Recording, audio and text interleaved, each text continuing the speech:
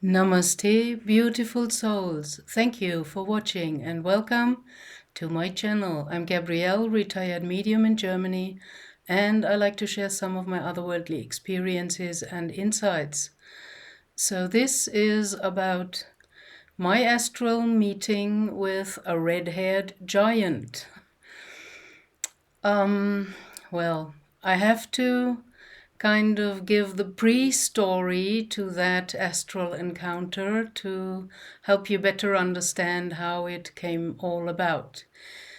2 years ago, I was watching the channel Order of Light from Robert Earl White, where he talks about his UFO, UAP experience with a UFO or UAP crashing in his backyard.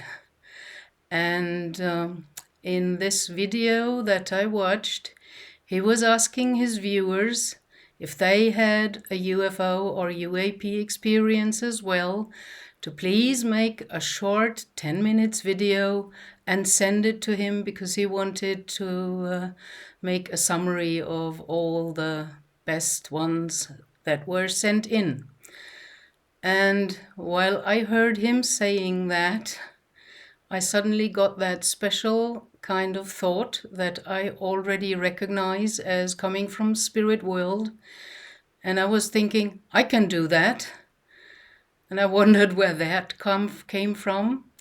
And I recognize these special kind of impulses from spirit world since a while. Since I'm a trained medium, even better.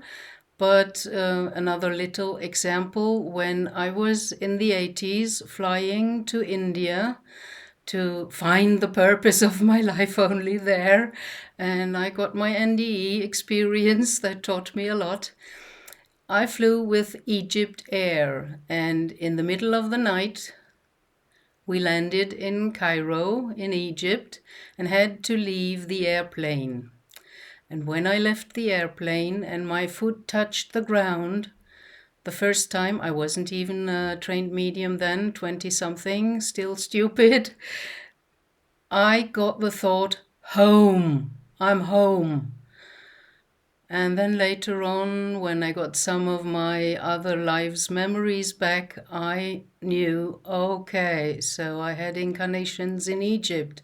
That makes sense to me and connects the dots. So I had this thought, I can do that, although I'm a totally no techie and stupid with stuff like that.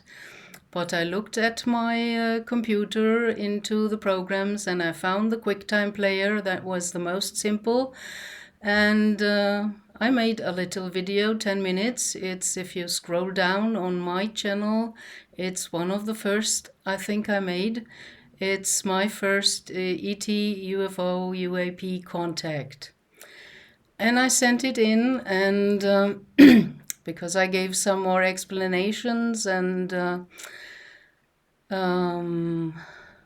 insights, kind of how a medium detects the sender of a message, and if that sender is not to be verified, because how to verify, for example, an angel or a fairy, then you have to check on the quality and energy of the message. And if that is not positive, uplifting, etc., and only good and feels good, then that's what my mediumship teachers told us, do not engage with that. And I kept with that and always had it well with that, you know. If something does not feel right or off or bad or negative, I do not attach to that and say no, thank you. So after he got all these videos from all his viewers, he made a summary, and that was very interesting to listen to the experiences of other people. And he had mine included as well. And after that, he reached out to me via email and asked me for an interview. That was my first interview 2 years ago that I gave, although my guides already nudged me since years to go out, show up, speak up, and share.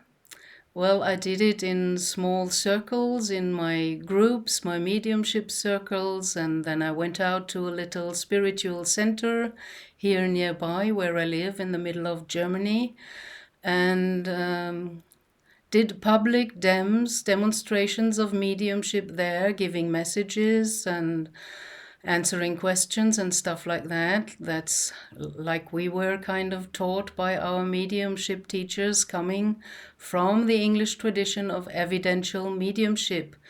During my mediumship trainment, on the kind of courses, during the courses of 4 or 5 days, every evening there was kind of come onto the stage, and our teachers pointed out people.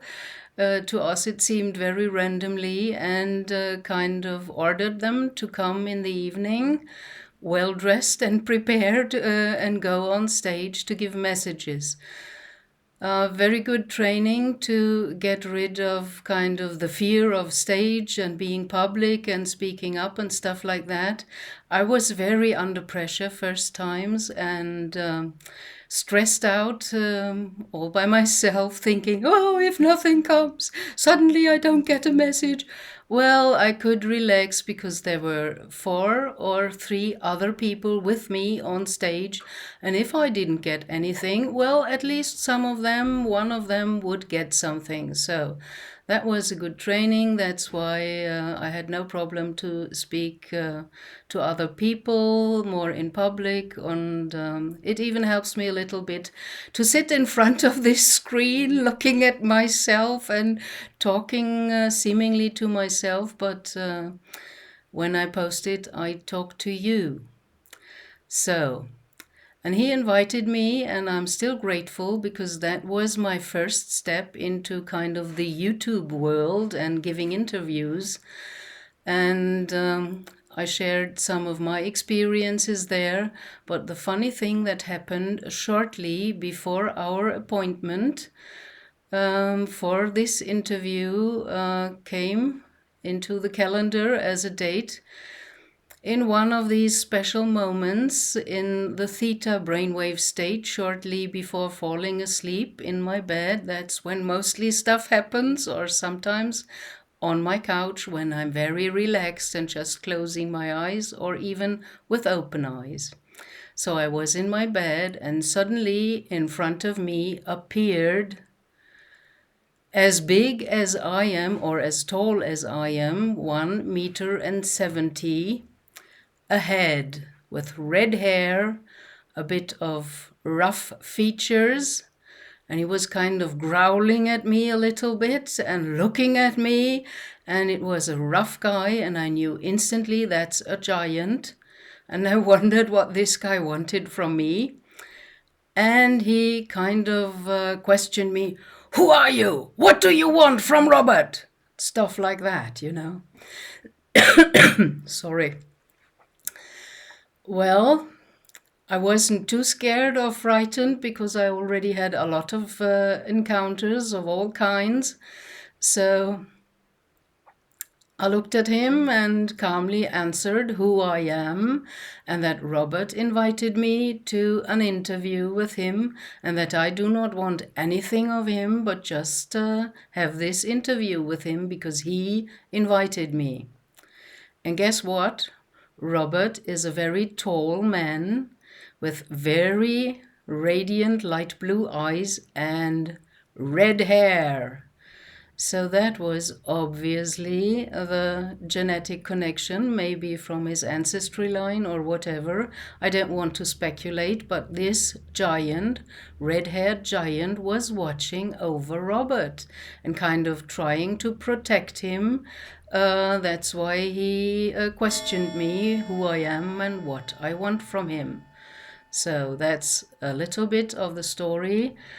with the precursor, how I came to make my channel more or less and produce videos, and still unprofessional because I just use the basics.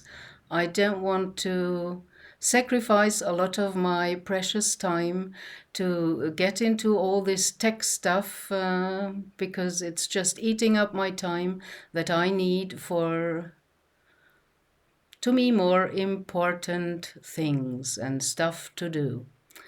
So that's how I came to kind of make my YouTube channel, and Robert kind of opened the door for me with this invitation to an interview, and that's how I came to meet a red-haired giant. And as I'm very interested in archaeology, and when I was younger, I traveled a lot. I've been to Malta as well.